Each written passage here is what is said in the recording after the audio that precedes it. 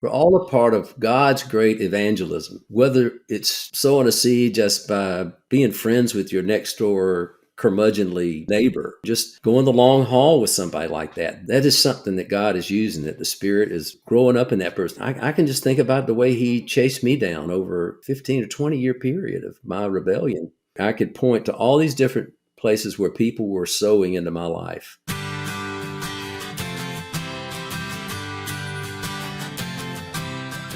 You are listening to the Christian Music Archive podcast, part of the New Release Today podcast network. I'm your host, Dave Maurer. Each week, I share stories about Christ, community, and music, chatting with musical guests who you will find listed on the pages of the Christian Music Archive. There are thousands of creative men and women who have helped shape the soundtrack of the Christian faith, and we get to hear their stories, learn about how Christ has made a difference in their life, and hopefully along the way, we'll learn how we can be a better part of our community. Hola, amigos. Welcome to episode 90 of the Christian Music Archive podcast. A great big thank you for tuning in this week. And also, a thank you to all of you who faithfully financially support this podcast. I want to give a specific shout out this month to Bob, George, Jen, Matt, and Craig for throwing a little love our way. You are a real encouragement to me, and I can't say thank you enough. So I'll say it again. Thank you. One of the other podcasts that I listen to has kind of a unique format. They tell the stories of their guests backwards, starting with an event that's current, and then going back in time and telling other stories that kind of shape who that person is today. And a few weeks ago at church, I was talking to a friend about his new job, and Chris was recounting several events that had happened and how they were so devastating to him in the past couple of years. During each of those times, he said he would ask God, why do I have to go through this tough situation? But as Chris recounted his story, many of those events had a specific direction to the new job that he just got. He met someone because of a situation, or he was forced to do some introspection because of a tough event. And looking back, he was able to recognize that God had a plan all along. He used those tough things to shape Chris and make him ready for this new job. In fact, Chris chuckled and said, "Oh, I see what you were doing, God." That recognition plays neatly into the conversation that we have today with Buddy Greene. No, I'm not going to tell his story backward. But it is a lot of fun to see how God has been working and answering prayer during the times of life when Buddy didn't seem to think things were going the right way. Before our conversation today, I want to tell you about another exciting Mercy Inc. program.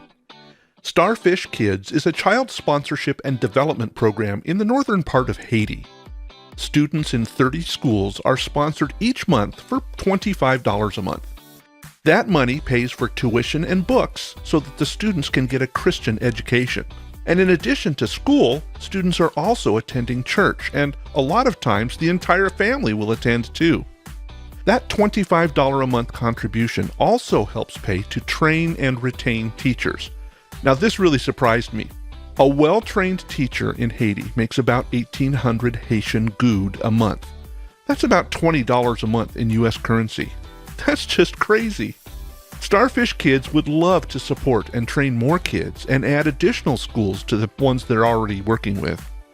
I'd like to encourage you to sponsor a girl or a boy today through the great work of Starfish Kids. And you can learn more by visiting mercycompassion.org and clicking on the child sponsorship link. That's mercycompassion.org, and thanks for making a difference for a child today. To get things started today, I'm going to throw out a few names and see if you can figure out how these musicians are related.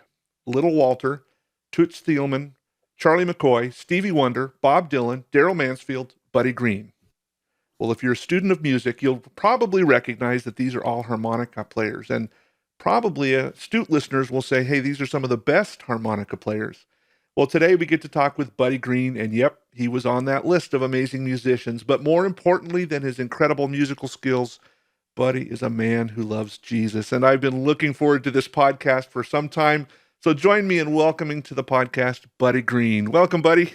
Good to be with you, Dave. Yeah, we tried to do this once before and had some technical and other issues, so it's good to connect and hear your story. Well, thanks. Thanks for. I'm glad we get an extra shot at this. Yeah, the first time we tried, for your listeners' sake, was aborted because of my bad cold that then turned into the flu and all that. So anyway, here we are 2 weeks later, and I'm a much better man. Yeah, and there's even a more pep in your step as we're seeing each other on video today, so I'm thankful for that.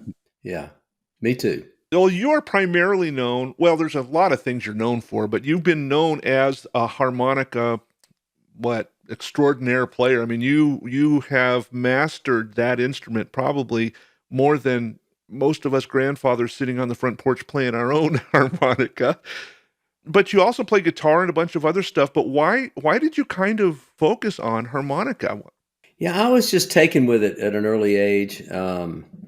It had the same appeal to me that it does to grandpas and children alike, in that it's small, portable. It looks like the kind of thing. Wow, I ought to be able to do something with that. Yeah, They're cheap, relatively speaking, and I had always kind of dug the sound of a harmonica in the music that I loved, whether it was the Beatles or Rolling Stones. I mean, it was used a lot in or somewhat in popular music as when I was a kid. And I got one as a Christmas present or something, when I was really little, and I couldn't do much with it. But after I had played music on guitar and been in little local bands, all through high school, I yeah. remember picking up one when I was about 19 or 20. I'd seen a couple of my friends messing around with them and just having a lot of fun. So I went and found that old harmonica, pulled it out. And by this time I had enough rudimentary knowledge where I could kind of figure out the mechanics of the thing a little bit. I mean, it's basically an instrument that's in tune with itself. It's in harmony. Hmm. So when you blow, you get a chord, and when you draw, you get another chord. Harmonica, And is that part of the name? yeah, Yeah, okay. yeah, that's where the name came from. Okay. So I mean, right away, here's one. That when you blow, you get a C chord, and when you draw in, you get a G chord. Okay. And then learning to play this individual notes that's the first big challenge. But before long, you're learning how to do little rhythm. You're learning rhythm patterns, and then how to get train whistles and all, and then you're just hooked. And that's the way it was with me. I just became obsessed and couldn't get enough of it. And it was just a matter of time before it sort of became a calling card for me. Yeah. Well, and you've released more than 20 albums, I think, right? And not all of those Yeah. are harmonica feature, but you play guitar, you play a bunch of other stuff, you write songs. I mean, so music really was something that was important to you beyond Yeah. I can make some train sounds on a harmonica. Yeah. The harmonica. Thank God I didn't have to try to make a living as a harmonica player. Because it's a little specialty instrument, but it could only take me so far. And I wanted to be a musician. I wanted to be a singer and eventually a songwriter. All those things started playing into it the more I just learned the craft. Okay. And by the time I got out of college, which I was an English major in college, and not a good one, but I sort of had my sights on maybe teaching or doing something like that. Yeah. But by the time I graduated and realized I was going to have to get a master's or a PhD to teach at any sort of college level, I thought, man, I don't know. That's That's a lot more work. That's a lot more work, and I can already, get a gig down the street here at the local pub playing my guitar and harmonica. So I took that route as a young man, and really just learned through a school of hard knocks how to put a few songs together and entertain a crowd, and it was all homespun, everything I was doing. But I eventually got a few, good breaks that allowed me to have a real apprenticeship and and get further along to where I could, make some kind of a living from it. Well, I read, and we talked a little bit about this last time we talked, that your first real paid gig was with Jerry Reed, who's a country singer and actor and stuff. Now, you grew up in Mhm. Georgia, but he was the one who kind of Yeah. pulled you to Nashville, right? Yeah, you're right. I mean, I was already doing local gigs and playing on actually a little circuit that was taking me through Georgia and South Carolina and playing bars and taverns and parties and whatever we could do for $50 a night, Sure. But it was no kind of steady paycheck, and I was just eking out a living. But I had a friend who lived in Nashville who was also from Georgia, and he'd gone up there and was doing well, and ended up in Jerry's band. And he called me one day and told me about an opening in the band, and then if I could get up there in a hurry, I could audition. So I did, and long story short, I passed, and like the next week, literally, I was Wow. on Austin City Limits with Jerry Reed, and Oh, wow. you're wondering what happened. So were you the guitar player or the harmonica player, or did you just kind of do both, utility player kind of a thing? I was mainly hired to play rhythm guitar and sing harmony. Okay. But Jerry liked the harmonica too, so that was an extra added plus to him hiring me. Is it just gave him one more color to work with, Yeah. Yeah. Well, in the introduction, I talked about the fact that you are a passionate follower of Jesus. So, how did your spiritual growth work alongside this musical growth? And how did you come to be as excited and passionate about being in love with Jesus as you were about playing music? All right, that could be a really long answer, but let me just say I was raised in the church, in the Southern Baptist Church, and then by adolescence was falling away from it, and by college was totally turning my back Mm. on that. I was a child of the '60s, and a part of that sort of anti-authority, counterculture, Right. hippie sort of. I was all in for that Okay. stuff, and really just disappointed in what my parents' generation had, the way they'd screwed up the world, and so. Yeah. Yeah. um, so it by my mid-20s, I realized that I was doing my own bad version of things, really bad enough to where I really couldn't figure out how to be my own God, or Mm. even I couldn't even make philosophical sense out of it, or anything. But everything the more knowledge I got, it didn't add up to good results Oh. because I had such a lousy lifestyle. I was making such poor choices, and so I started going back and reinvestigating the Bible a little bit, opening up, being very private about it. Mhm. Um, but within a couple of years, I was just getting hungry Mm. to know more, and I wanted to know mainly, who is Jesus, and um, all of the supernatural claims of the Bible, resurrection, Mm. miracles, any of that stuff just was an intellectual affront to me because, I'd been to college, and I'd, Yeah. I'd studied existentialism. So how could I believe in all that? Yeah.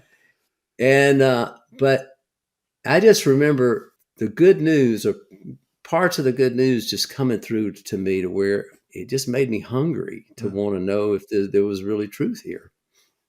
And you know how God works. He starts sending Christians into your life. Right. And so it was just a short amount of time before somebody invited me to a Bible study, and I went, and it was felt safe enough where we could ask questions and all of this. And again, it was a long process, but over about a 3 or 4 year period, I just started believing. Okay. I was reading people like C.S. Lewis. I was um, sneaking into church a little bit, sitting on the back row, getting some more information. Yeah. But long story short, I came to faith as I was approaching age 30. Okay. And during that time, I had met my wife. We were dating, and she had been a Christian earlier, had made a real profession of faith in her high school years, and it kind of wandered away herself, not to the degree I had, but her faith was kind of dormant. But as she saw me being sort of revived, she as well, she wanted to see that in me, and it just sort of rekindled it in her. So about the time I was willing to at least admit to her that I was believing in Jesus, we just decided to get married. And it was shortly after that I got the job with Jerry. Okay. So, God, I think God loves to to take neophytes like me and just put them right away into the fire so he can prove himself. And, right away there I am out on the road, in a country music bus riding down the road with a bunch of ne'er-do-wells and trying to figure out, okay, what does faith look like in this situation? And I didn't do well at all. I mean, I would just act just like the rest of those idiots. But then I'd feel bad about it, and I remember going to my pastor at the time and saying, well, I think I need to get out of this country music because, I am not doing well. I just come to church feeling guilty and maybe I'll get into Christian music. And I didn't know anything about Christian music. And he said, do you have any friends in Christian music? I said, well, no, but maybe I could, knock on some doors or whatever. He said, well, why, it seems to me like God's given you a job and your problem is faithfulness. So why don't you start asking him to show you how to be faithful in the situation you're already in? Oh, wow. And he said, you don't have to make big steps. Just pray for little baby steps.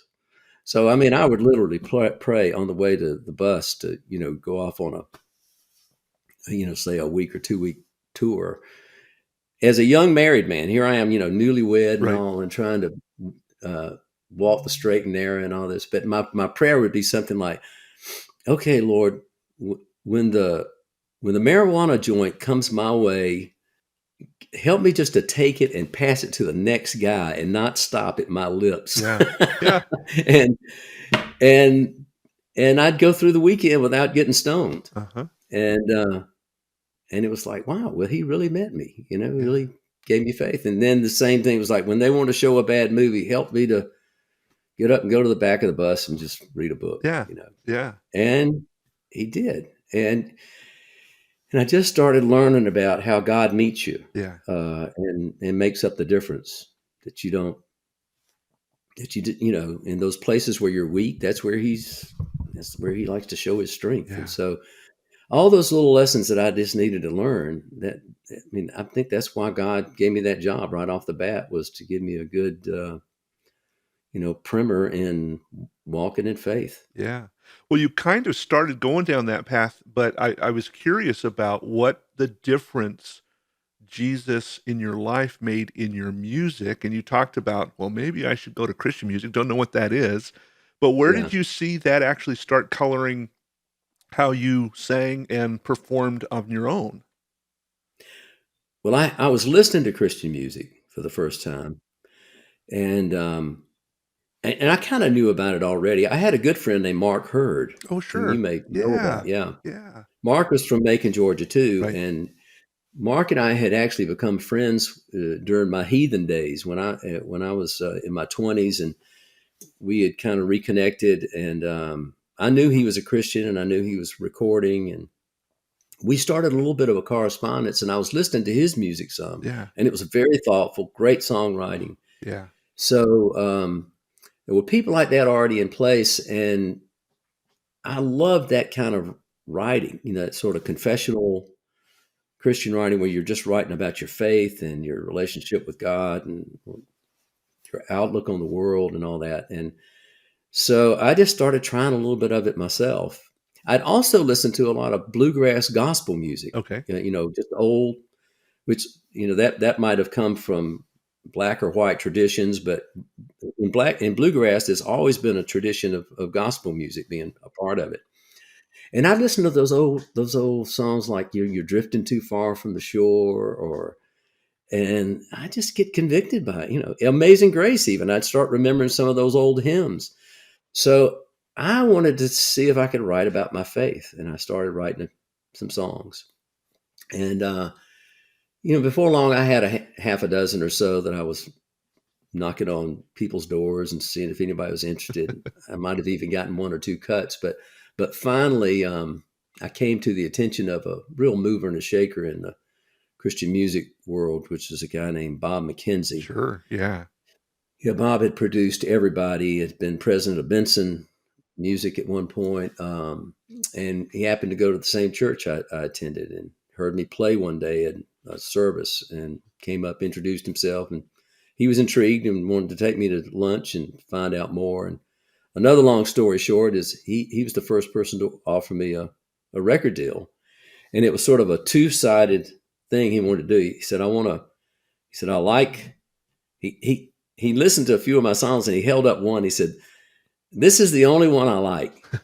And he said, "First of all, let me tell you why I don't like these others." And he did. And he didn't mince words. Right. He was straight shooter. That's for sure. Yeah. And he was kind of like, these other ones, I can hear you're trying to just be like this other writer. You're trying to write something. You're trying to write a bluegrass gospel song or whatever. But this one over here, I know your story enough to where you're trying to tell your story and you're doing it in a way that's really unique to you. Lord, I want to thank you for loving me the way that you do, where you turn me around in the light of the truth. And Lord, I want to thank you. Lord, I want to thank you for loving me the way that you do, where you turn me around in the light of the truth. And Lord, I want to thank you. In the middle of the night, not a hope inside, Lord, you found me there with your wonderful light. Yeah, and I just want to give you praise for the rest of my days. When I think of the way you love me, Lord, I'm amazed. Lord, I want to thank you for loving me the way that you do, when you turn me around in the light of the truth. And Lord, I want to thank you. But it was me trying to condense my story into a 2-minute song, and it was bluegrassy, and so it had stuff that you didn't hear in contemporary Christian music or even Southern gospel or whatever. He said, this is sort of unique. He said, do 10 more of those and we'll do a record. Very cool. So it just was just the impetus I needed. And I started writing it was just they poured out of me.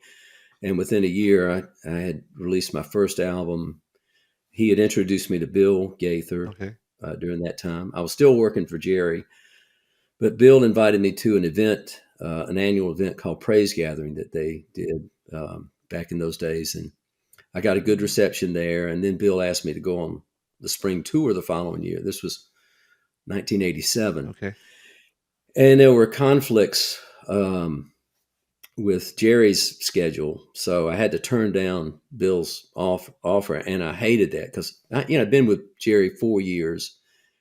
It was a great opportunity, but I really wanted to sing about my faith. I wanted to do, I wanted to be a singer-songwriter, all this stuff. And what Bill was offering seemed to give me a little more freedom to do that.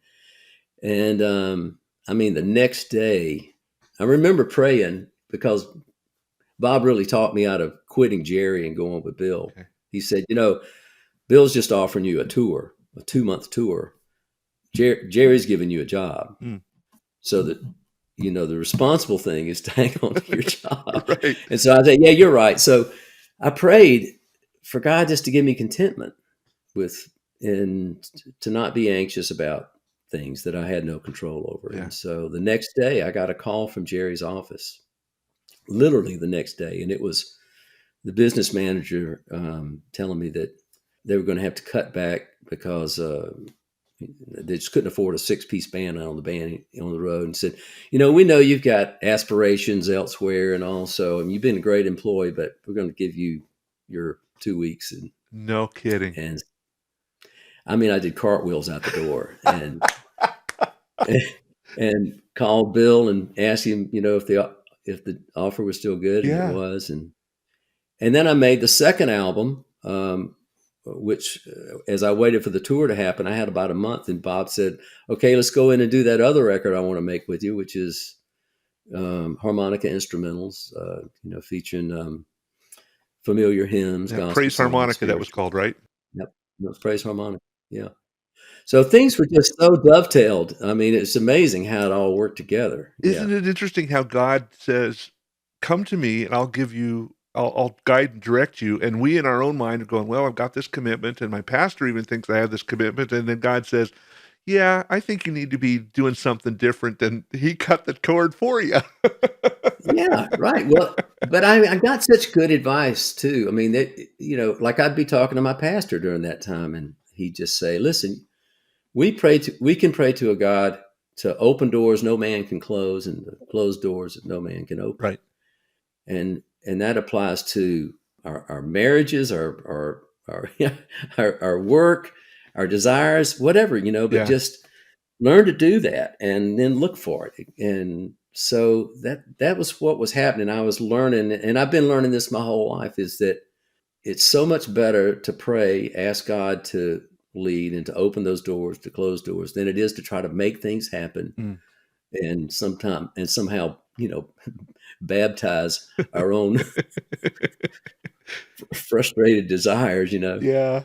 Yeah. So yeah. Anyway, it was I look back very fondly on those early days of faith and God just proving Himself to me in Yeah. so many precious ways like that. It's interesting that you say that, because literally just this last week, I was talking with some friends at church about how, when we're first baby Christians, we are excited and we're all in and we're trying to figure things out and we're go, go, go, go, go. And then as we get a little older and maybe a little bit of time under our belt, we kind of sit back and we're not quite as eager to jump forward, or we're not quite as quick to pray, "Lord, open the door, close the door."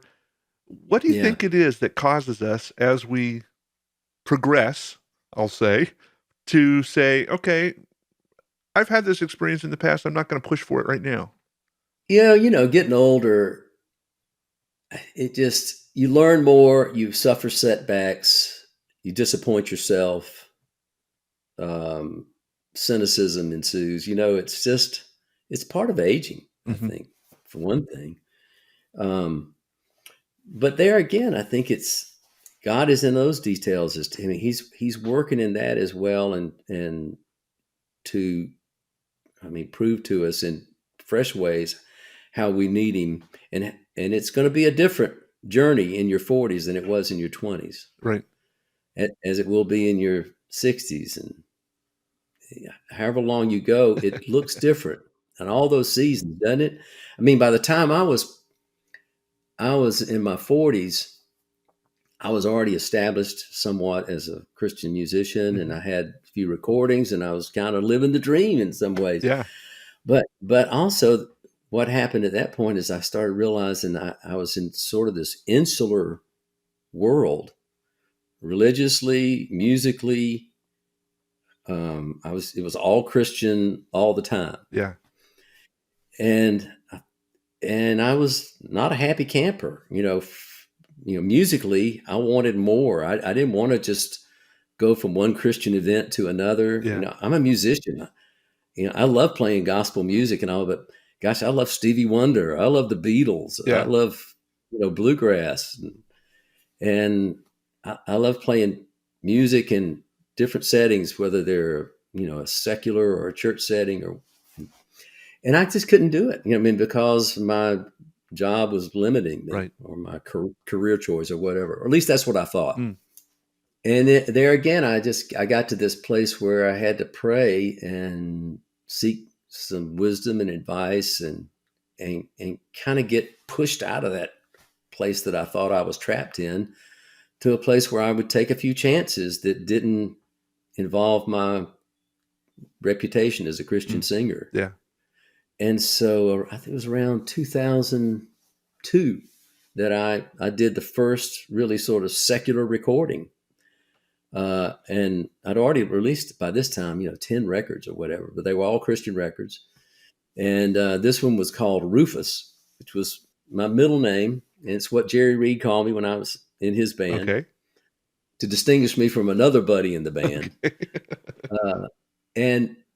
And I had a blast making this record, and it was really, I was just trying to create a little calling card to hand to, music festival promoters Sure. or club owners, and just say, hey, you don't know me from Adam, but I'd love to come play your club, and here's what I can do. And Yeah.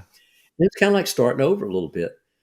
And it didn't like open up a whole new career for me, but it broadened my experience, which is what I was wanting.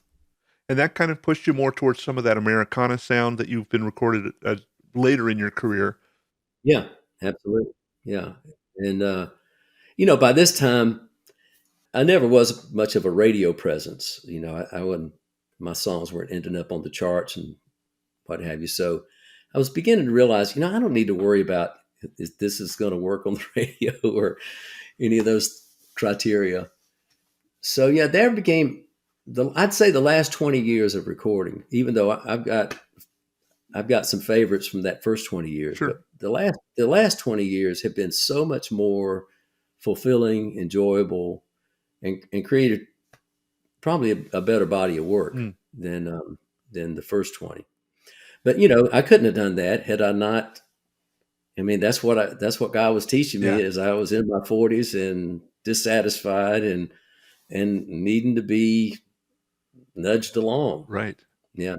Well, and you probably get this question a ton, and we don't have to go down this road too deeply, but when I think Buddy Greene, I think of two things. I think of the harmonica. Now, I know you've got a large body of work that's outside the harmonica, and I think of this small little song you wrote with a guy named Mark Lowry. Here is probably the number one most popular contemporary Christmas song, Mary Did You Know? How did you get hooked up with Mark? And, we all know Mark is a singer, but yeah, at the time he was a comedian. I mean, that's what we thought of him as a funny guy. Right. Was it through the Gaither organization that you met him, or how did you get connected with Mark, and how did that song come about? Yeah, we met on the Gaither tour. I was already a part of it when he came on as a new member of the vocal band. And I didn't know anything about him. I mean, by this time, Mark had been around. He was like a child sensation earlier on, so he'd been around and he was a singer, but yeah, he was a funny man. And so we started becoming friends, and he liked my songwriting. And one day he handed me this lyric on a piece of paper that he had written in his really impeccable handwriting. Huh. And it had a little note at the bottom that said, "Dear Buddy," or actually the note was at the top. And because I'm verbatim, I can remember what he wrote. He said, "Dear Buddy, below are some incredible words I penned some years back. Please come up with some God-inspired music and make for us a very profitable hit." That sounds like Mark. Oh, yeah. And then he signed it "In the Clutches of the Cross, Mark Lowry." And I just thought, what in the world has he written? I didn't even look at it. And I said, "Hey, Mark, let me look at this." I'm sorry. That's okay. That's another phone call coming in. I said, "Let me look at this when I get home." And he said, "All right, well, don't lose it now. It's really good." I said, "Okay." So I figured it was a novelty tune or something, just knowing Mark. And I got home, and probably a week went by before I even discovered it again. And it was one of those days when I was playing. I've been playing my guitar a lot that day, and mostly a bunch of old mountain ballads and stuff had been coming to mind. So I was playing things like Shady Grove and Poor Wayfaring Stranger. And, so I was in this minor mood, and so as soon as I looked at that lyric, which I loved, I couldn't believe it. I used to joke to my audiences when I'd be introducing this song. I'd say, the first thing I thought when I saw this lyric was, this must be stolen. We all know Mark Lowry could not write this, but anyway, it was just, Mark's got this thoughtful side, but he really had come up with some amazing lines in this thing. Yeah. And so, but I got an idea just right off the bat, a little musical. In fact, it was that opening phrase, da da da da da, and I thought, well, let me run with that. And it was a good enough idea where it just about wrote itself. I chased it for 15 or 20 minutes, and was really liking it. And I said, boy, if this isn't the direction that Mark wants to go in, then I need to pull the plug on this before I get too in love with it. Yeah. So I called him up and I played it over the phone, and he did love it and said, hey, I'm going to be in town in a couple of days, and let's make a demo and pitch it to Michael English, Yeah. who was looking for songs for his first album. Yeah. And we did pitch it, and they liked it. It actually became, I think, the second single release off of that debut album. Yeah. And it didn't exactly put it on the map, but before long, other people started discovering the song. Kathy Mattea was the first sort of country artist to do it, and followed by people like Kenny Loggins and Natalie Cole. I mean, it's just CeeLo Green. I mean, the list is huge. It is a huge list. Mary, did you know your baby boy will one day walk on water? Mary, did you know your baby boy will save our sons and daughters? Did you know your baby boy has come to make you new? This child that you delivered will soon deliver you. Mary. Neither one of us, I felt like, I certainly did not feel like we had written anything that would be popular. Yeah. I thought it could be useful in a Christmas musical or something like that, Yeah. But I just didn't think that, because I basically was just trying to write a little folk songy kind of treatment for this lyric. Yeah. But thankfully, like Mike English's he was the first one to record it, and they took it in a really pop direction on that first recording. So right away I realized, wow, this is a song that musically it'll translate to other genres and all. And so that was great to hear. And now there's been so many great treatments of that song out there, and I'm kind of amazed that it's had a 30-year life now. Well, the thing I think about with that song is Christmas is one of the few times that Christ is spoken on mainstream radio. I mean, we hear Jesus' story all the time. Yeah, we get Jingle Bells and all the other stuff, but every year, even on blatantly secular stuff, we hear songs about Jesus and how he loves and how he came to earth. And I think back to your story about wanting to decide, how do I use what I do for the Lord on the road with Jerry Reed? How do I do what God has called me to do and not be pigeonholed in this kind of silo of Christendom?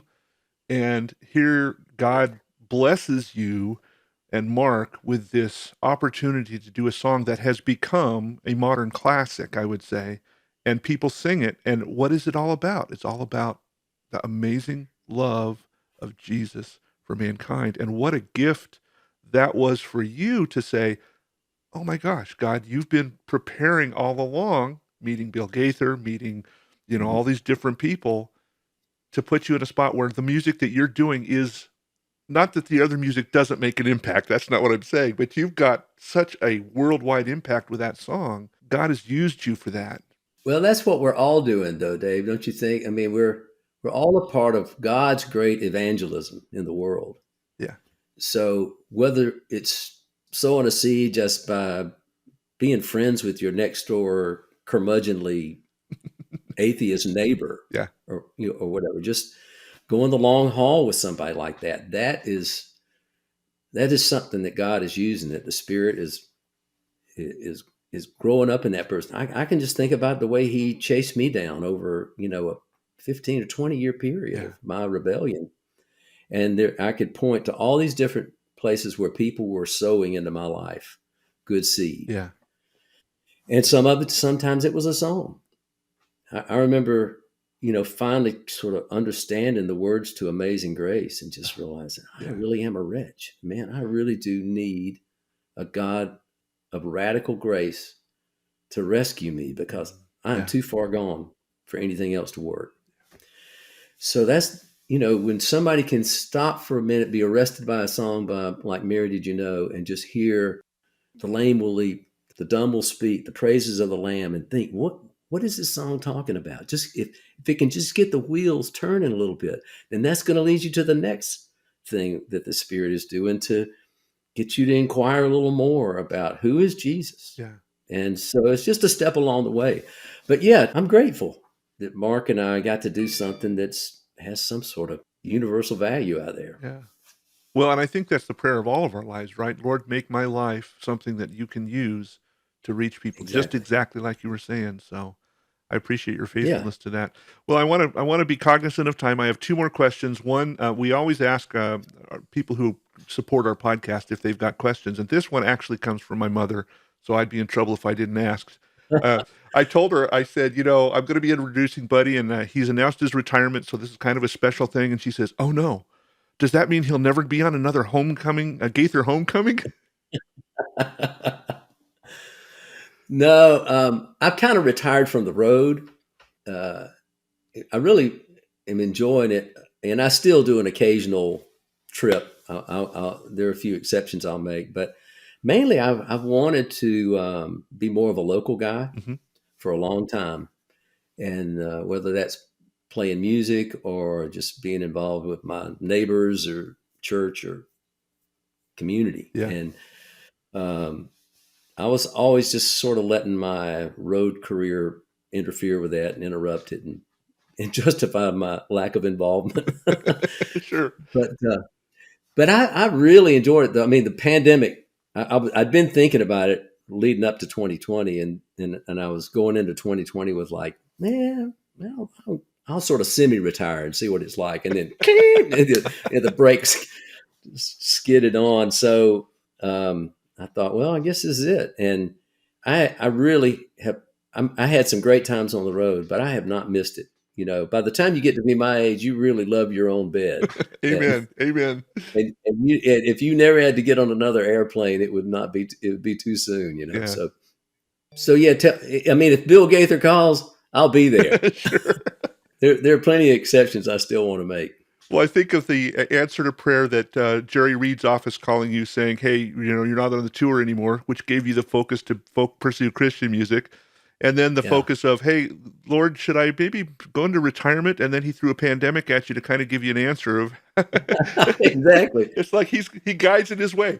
That's right. And it came right about the same time that I became a grandfather for the first time. So, I've got that happening in my life now and loving it. I mean, it's just so great to have a granddaughter and just be just more available to my two daughters who are grown now, and son-in-law, and I had to say to my wife, let me tell you, the wife of an itinerant musician puts a lot of her life on hold. Yeah. And so I told Vicki a couple of years ago when this was all starting, I said, I have chopped up the calendar for all of our married life and given you the leftovers. Mm. But from now on, I get the leftovers. You manage the calendar from here on out. So that's been good too.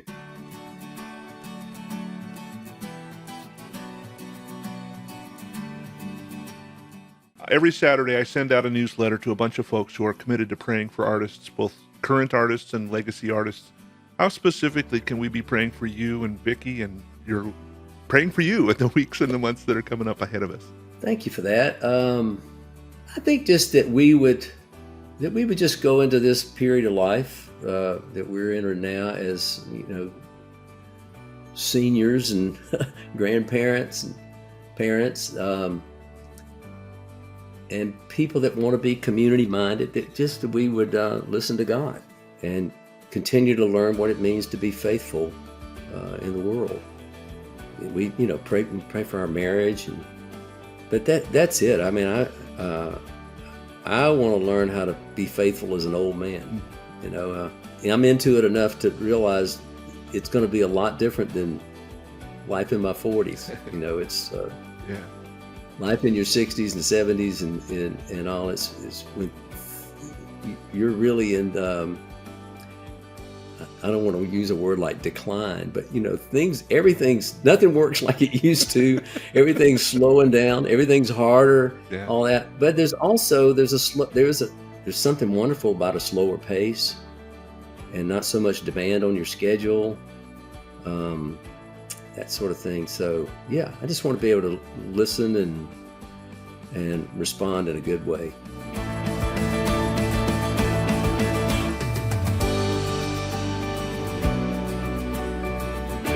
Hey, thanks, Buddy, for sharing your story with us today. And thank you for the reminder that God is always directing our steps. Sometimes it might be a definite open or closed door situation, and other times just through the caring gesture of a friend or someone who said the right thing or was in the right place at the right time. I also appreciate Buddy's comments about how sometimes those God-directed steps can just seem to be small, insignificant things, but that if we are faithful with the little things, God will be faithful in guiding and directing us. You know, I've been reading the Psalms a lot lately, and I've talked about that here on the podcast, but I've got a couple of verses that kind of stand out to me about this conversation today. The first is in Psalm 32:8. It says, "The Lord says, I will guide you along the best pathway for your life. I will advise you and watch over you." And then there's another verse, actually a couple of verses in Psalm 37:23 and 24 that says, "The Lord directs the steps of the godly. He delights in every detail of their life. Though they stumble, they will never fall, for the Lord holds them by the hand." Did you catch that phrase? It says God delights in every detail of our lives.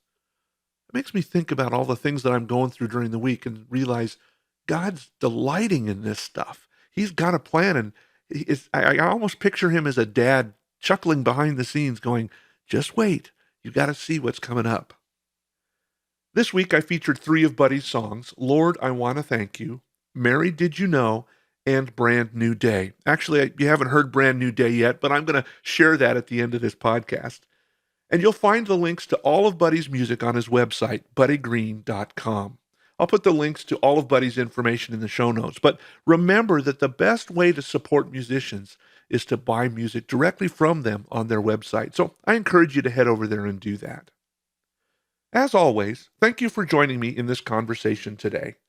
I am grateful that we get to spend this time together each week hearing stories of God's amazing faithfulness. As a regular listener to the podcast, would you consider helping fund the work that I do? When you contribute any amount each month, you not only help fund the podcast, but you also get to help write the questions I asked my guests. You also help me keep the Christian Music Archive website going, where I'm adding music and new things every day.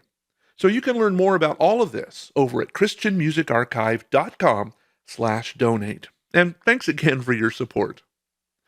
Next week, well, every week actually, I'm chatting with another musician that you'll find on the pages of the Christian Music Archive. So I invite you back to hear another conversation next week.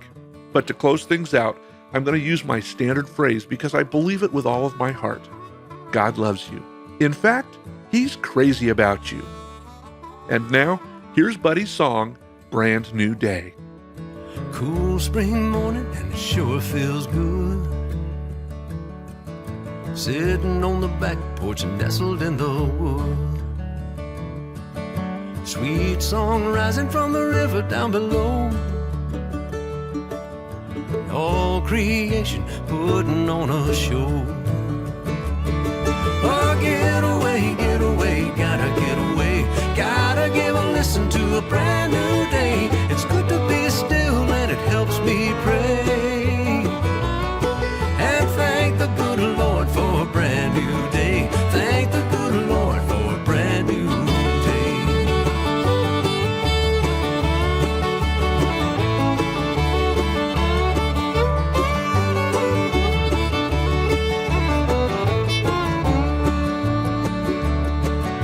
Looking down the river, can't believe my eyes. Fishing for his breakfast, bald eagle fly. Oh, listen, I can hear every kind of songbird. Raise the best chorus the band ever heard. Oh, get away, gotta get away. Gotta give a listen to a brand new day. It's good to be still and it helps me pray. And thank the good Lord for a brand new day. Thank the good Lord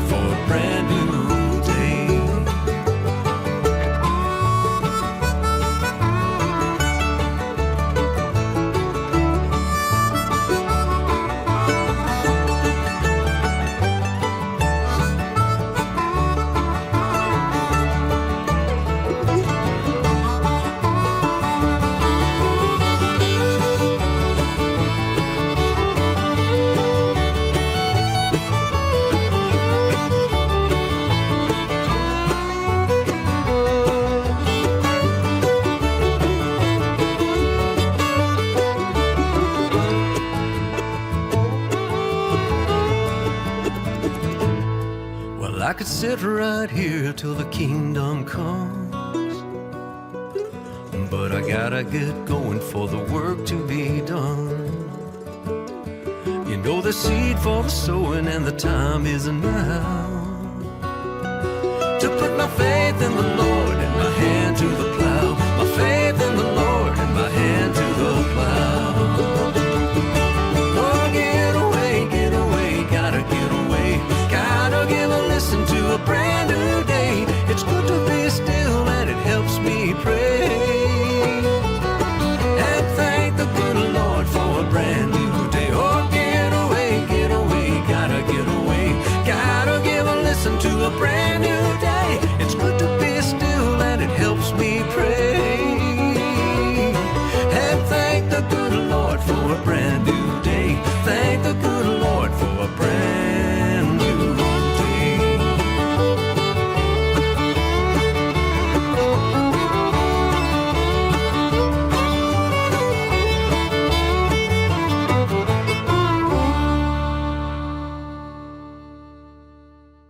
It's time for another Mischievous Maurer's Miscellaneous Misquotes.